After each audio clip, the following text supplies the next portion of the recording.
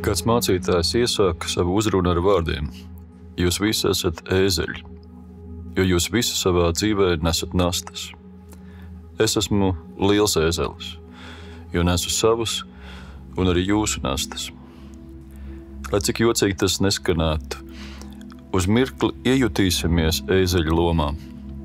Tam mums palīdzēs viena skaista notikuma apraksts Lūkas evaņģēlijā par Jēzus iejāšanu Jeruzalemē. Mēs lasīsim no 19. nodaļas, sākot ar 28. pantu. To pateicis, Jēzus turpināja ceļu uz Jeruzalemi. Kad viņš tuvojās Betfagei un Betānijai pie tā sauktā Olīvu kalna, viņš sūtīja divus savus mācekļus tiem sacīdams: Noiet uz šo ciemu, kas pretī. Tur iegājuši jūs atradīsiet piesietu ēzelīti, uz kuru neviens cilvēks nekad vēl nav sēdējis. To atsieniet un atvediet. Ja kāds jums jautā, kādēļ jūs to atraisat, tad sakiet, tas ir vajadzīgs kungam. Un tie, kas bija sūtīti, aizgāja un atrada visu, kā viņš bija sacījis. Viņiem atraisot ēzelīti, saimnieks tiem jautāja: kādēļ jūs atraisiet ēzelīti? Viņi sacīja: kungam tas vajadzīgs. Un viņi atveda to pie Jēzus un uzmetuši ēzelītim savas drēbes, uzsēdināja Jēzu tam virsū. Viņam jājot, tie klāja savas drēbes uz ceļu. Kad viņš tuvojās vietai, kur ceļš ved lejup no Olīvu kalna, viss mācekļu pulks priecādamies skaļā balsī sāka slavēt Dievu par visiem brīnumiem, ko bija redzējuši. Tie sauca: Svētīts ir ķēniņš, kas nāk kunga vārdā, miers debesīs un gods augstībā. Daži farizēji no pūļa viņam sacīja: skolotāji apsauc savus mācekļus, bet viņš atbildēja: es jums saku, ja viņi klusēs, tad akmeņi brēks. Kā jau minēju, kā aicinu jūs iejusties Betfagas ēzelīša lomā. Kādēļ? Kaut vai tāpēc, ka viņš Jēzu piedzīvoja ļoti personīgi. Mēs iztaigāsim divus dažādus scenārijus, un varbūt jums taps 3. un 4. Pie kādas no Betfagas vai Betānijas ciema mājām piesiets mierīgi stāvēja ēzelītis. Miers bija tikai šķietams. Viņš bija jauns ēzelis, kurš skaidri zināja, ka viss viņa dzīvē vēl ir tikai priekšā, viņa stunda vēl tikai tuvojas. Domas par to lika asinīm riņķot straujāk. Taču ikdienā par šo spožo nākotni nekas neliecināja. Tas pats pagalms, nepārāk zaļa un sulīga zāle, un tad vēl jāstāv piesietam. Tā diena no dienas. Ārēji nekas neliecināja, ka viņa lielā stunda tuvojas. Tad, kā no debesīm, nokrita divi savādi vīri, par kuriem pārsteigts izskatījās arī saimnieks. Dīvaina frāze: tam kungam tā vajag. Lai ko tas nozīmētu, bet uz saimnieku tas atstāja neizskaidrojamu iespaidu. Šī viena frāze izmainīja ēzelīša dzīvi. Pavads tā patraisīts, un kopā ar svešajiem vīriem viņš devās pretīm nezināmajam jaunajam. Ēzelis bija sapņojis par pārmaiņām, bet tagad viņš jutās kā izmests no ligstas.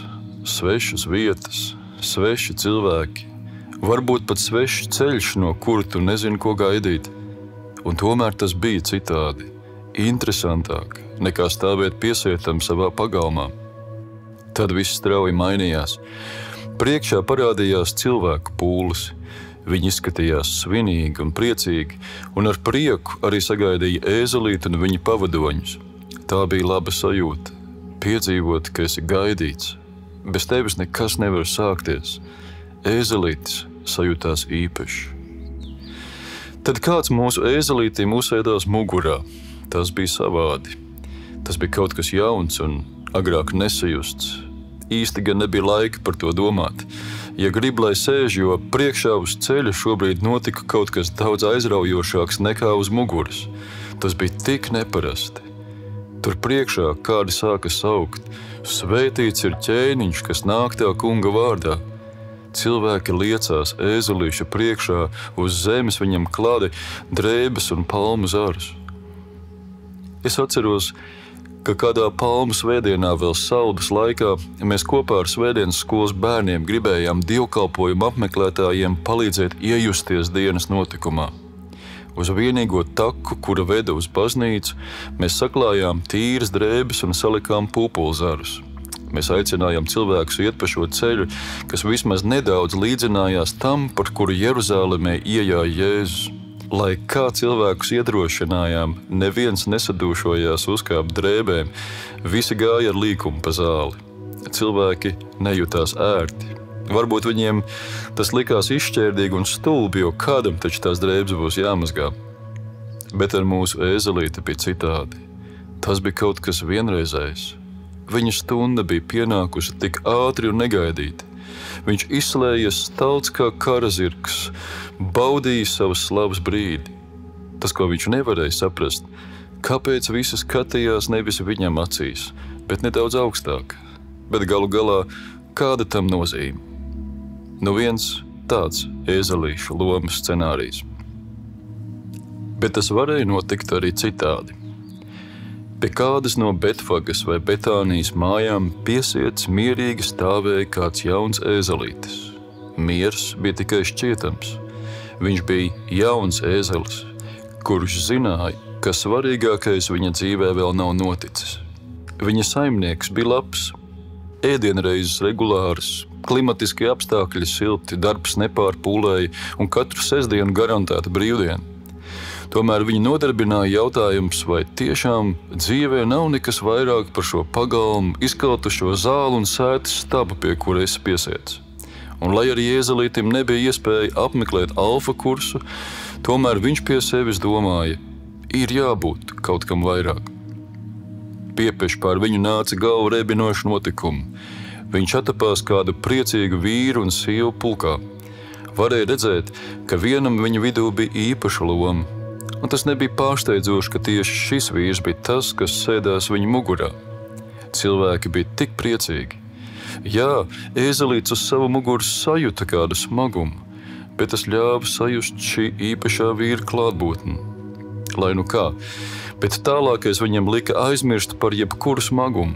Ēzelīts bija gaidījis un iztēlojies visu kaut ko, bet notiekošais pārsteidz visas ekspektācijas. Viņš labas etiķetes grāmatā bija lasījis, ka pilsētā ierodoties imperatoram, cilvēkiem viņa zirga priekšā ir jāklājas zāri un jāsauc, lai dzīvo ķēniņš. Te bija kaut kas vairāk. Šie priecīgie cilvēki, vīri un sievas, bērni un sirmgalvi, to nedarīja pieklājības vai baiļu dēļ.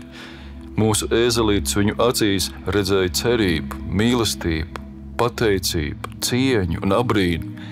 Šis sveicinājums skanēja citādi, patiesāk. Tas ēzelītis saviļņoja, un kādā brīdī viņš nenocietās un jautāja, Jēzu, ko tu par to visu saki? Varbūt trokšņa dēļ viņš nedzirdēja, bet sajuta, ka Jēzus uz viņa muguras šo ķēnišķo attieksmi pieņem kā ķēniņš. Viņš zina, ko viņa mīlestība šiem cilvēkiem maksās. Tomēr šodien viņš priecājas kopā ar viņiem. Tai brīdī mūsu ēzelītis vairs nespēja nociesties. Lai arī tas skanēja nedaudz savādi, viņš sāka slavēt kopā ar citiem. Mūsu dzirdētais evaņģēlija fragments nav stāsts par labu vai sliktu, pareizu vai nepareizu ēzeli, bet par to, kas bija uz viņa muguras. Tieši dēļ tā, kas bija uz viņa muguras, arī mūsu pirmajā, skumjajā un traģikomiskajā scenārijā ir cerība. Jo agrāk vai vēlāk arī mūsu iedomīgajam ēzelim būs jāsaprot, ka svarīgākais nav viņš, bet tas, ko viņš nes. Tā var būt sāpīga, bet glābjoša vilšanās sevī, kas liks jautāt, ja tas nebija domāts man, bet viņam, tad kas viņš tāds ir? Tāpēc neviens no šiem diviem stāstiem nav par bezcerīgi pazudušo vai slikto ēzeli. Viņam vēl tikai jāierauga, ka gods, pateicība un pielūgsme viņa dzīvē pieder kādam citam. Kādam, kurš viņu redzēja pa gabalu. Kādam, kurš izvēlējās viņu tāpat vien un gribēja viņu atraisīt no sētas staba un nolikt uz ceļa. Kādam, kuru daudzi citi un arī viņš var atklāt kā patiesu, pazemīgu, pacietīgu un mīlošu ķēniņu. Viņa priekšā nav žēl izklāt savu dzīvi. Ja viņu negodāsim mēs, tad viņu slavēs pat akmeņi. Tāpēc, ka ir tāds ķēniņš. Mēs neesam pazuduši, pat ja jūtamies nepamanīti, nenovērtēti, vai arī mūsu ikdiena mums šķiet tukša un bezjēdzīga.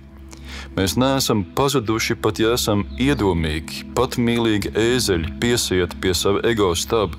Tieši tāpēc, ka ir tāds ķēniņš, kurš mūsu labad pieņēma kalpa veidu un sevi iztukšoja. Tāpēc, ka ir tāds ķēniņš, kurš vienīgais pats ir atstājis savu kapu.